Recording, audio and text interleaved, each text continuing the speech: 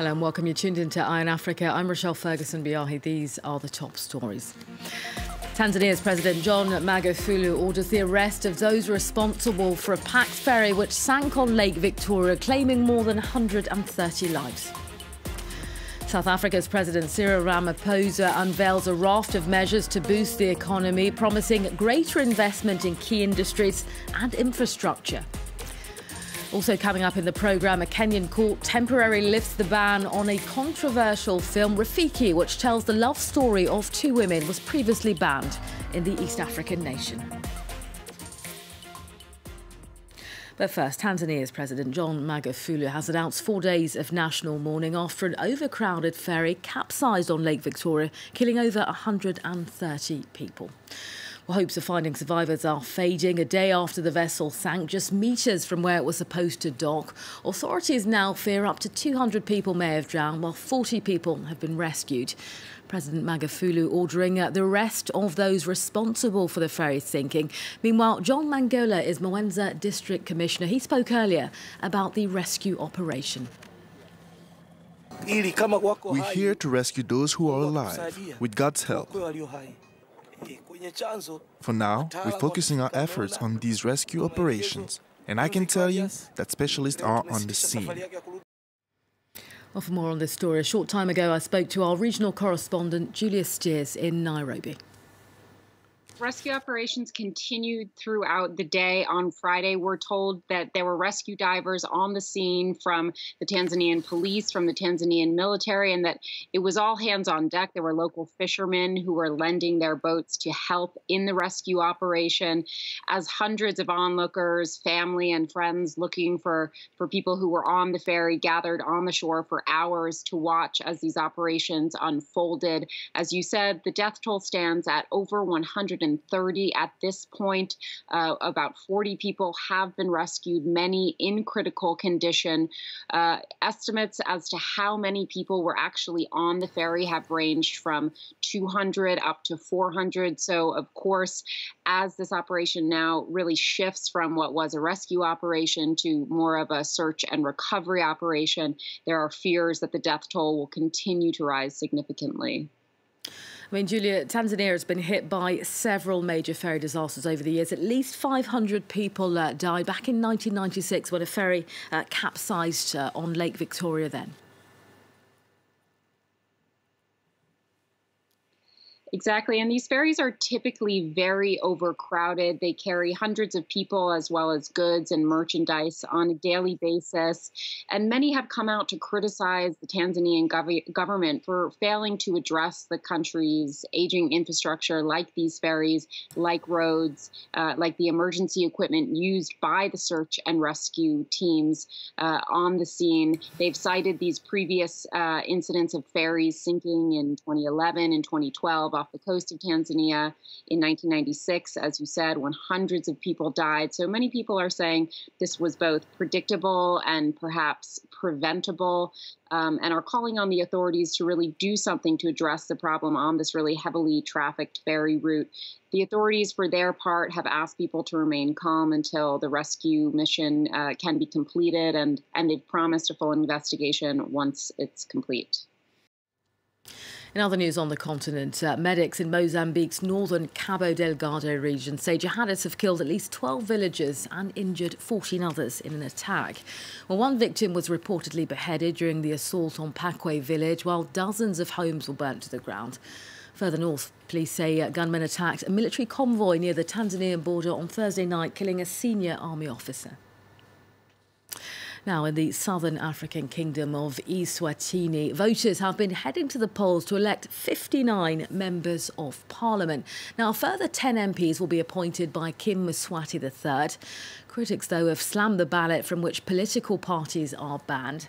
Opposition groups saying the candidates running are by and large loyal to the monarchy. Kim Mswati is one of the world's last absolute rulers.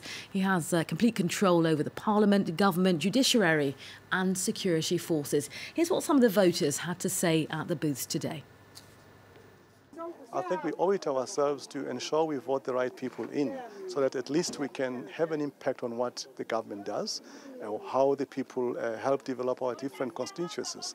I think if we are on the borderline and just watch and complain, you are left behind, your voice will never be heard. The people we select are the peoples of our choice. We just tell them what we want, and when they go to parliament, they just do the exact thing as we have requested them to do it for us. Next, as part of efforts to bolster South Africa's economy, President Cyril Ramaphosa has unveiled a multi-billion-dollar stimulus programme.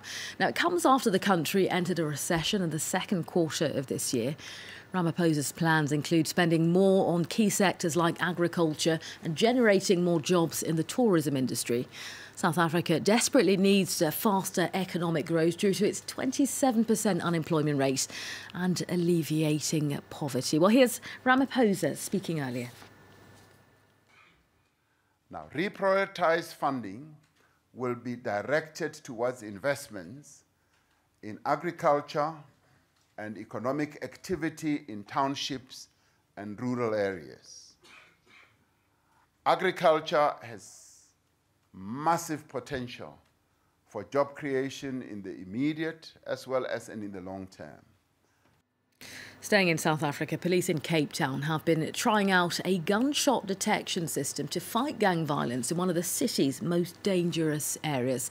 The technology can pinpoint the location of a shooting, but residents are divided on whether it's the best way to tackle crime or not. France 24's Nicolas Germain brings us this report.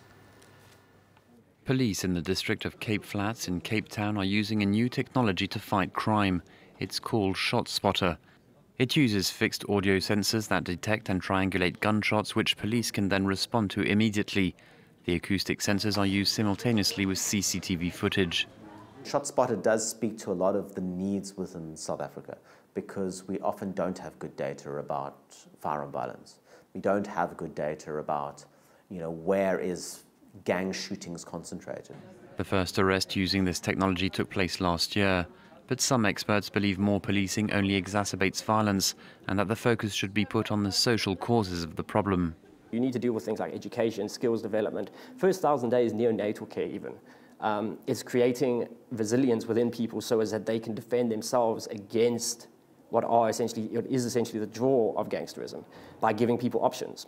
A lot of young kids that end up in gangs by virtue of default. They don't end up in gangs because they want to be gangsters. They've just got nowhere else to go. Residents of the district agree. Many young people on the Cape Flats fall victim to that trap. And once they're in that cycle of gangsterism, it's very difficult to get out. And lots of innocent people's lives are affected directly and indirectly as a result of this gang violence on the Cape Flats that plays itself out on a daily basis. The local police says it wants to expand its use of the ShotSpotter technology from the current 7 square kilometres to 18 kilometres. But the National Police Force has for the moment not planned on using it. A Kenyan court has temporarily lifted the ban on a film which sparked controversy earlier this year. Entitled Rafiki, which means in Swahili, a friend, the movie tells the love story of two women. Now, in April, Kenya's classification board banned it, claiming it promotes lesbianism. Lifting the ban means the director can now submit the film as Kenya's Oscar entry. More Julianne reports. Rafiki will be shown in Kenya.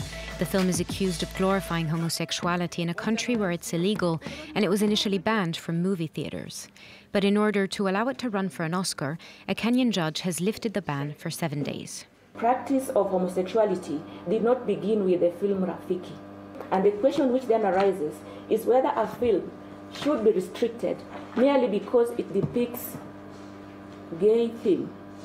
My answer to the above question is to the negative, because one of the reasons for artistic creativity is to stir society's conscience, even on very vexing topics such as homosexuality. The film was acclaimed outside of Kenya, especially at the Cannes Film Festival, but its crew said they had made the film for a Kenyan audience and were deeply disappointed that it could not be shown at home. After hearing news of the ruling, the film's director expressed her joy on Twitter.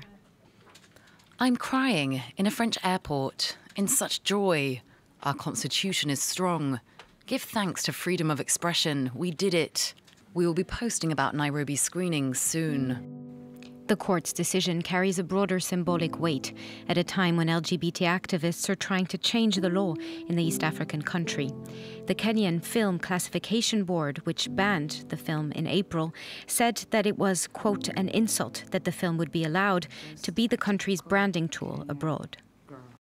Well, there you have it. You're up to date with Eye on Africa. Coming up next, more international headlines for you here on France 24. Stay tuned.